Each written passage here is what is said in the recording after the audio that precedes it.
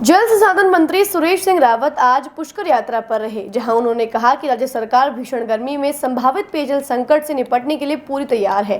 खुद मुख्यमंत्री पूरे प्लान की देखरेख कर रहे हैं। रावत आज अपनी पुष्कर यात्रा पर थे।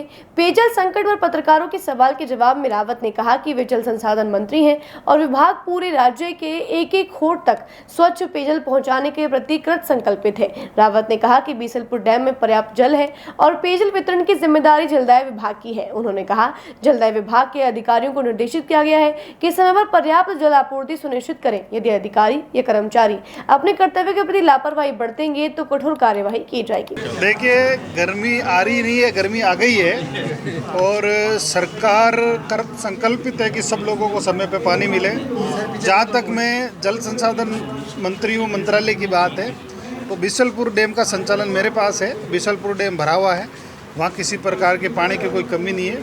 वितरण पीएचडी विभाग को करना होता है। पीएचडी के अधिकारियों को मैंने डायरेक्शन दिए हैं कि पीने के पानी की किसी भी प्रकार की कोई कमी नहीं होनी चाहिए। अधिकारी प्रभावी मॉनिटरिंग करें, इसके लिए मैं उनको पाबंद किया है।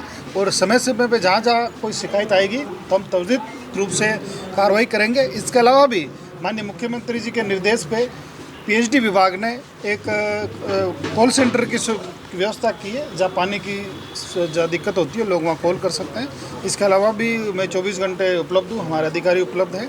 सब लोग मिलके गर्मी के अंदर पीने के पानी की समस्या ना हो, इसके लिए हम काम कर रहे हैं और करेंगे। हमारी जो चर्चा हुई सुरेश जी रावत सर, हमने उनको बताया कि सरोवर के अंदर जो है जैसे जैसे गर्मी बढ़ रही है वैसे वैसे ऑक्सीजन का लेवल कम होगा और ऑक्सीजन का लेवल कम होने से जलीय जीवों पर संकट आएगा और इस पर हमें पहले ही प्रबंध करना चाहिए।